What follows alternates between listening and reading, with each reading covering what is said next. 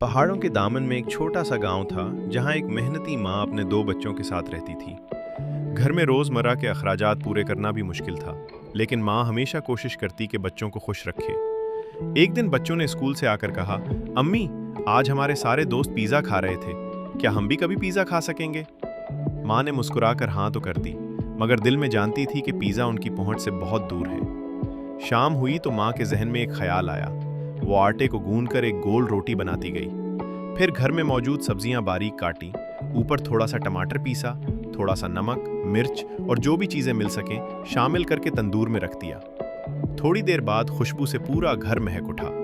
बच्चे भाग कर आए और बोले, वाह अम्मी, ये तो बिल्कुल पिज़्ज़ा जैसा है। वो सारा घर खुशी से झूम उठा। बच्चे समझ गए कि पिज़्ज़ा बड़ा ना हो, महंगा ना हो, असल मज़ा वो है जो मोहब्बत से बनाया जाए।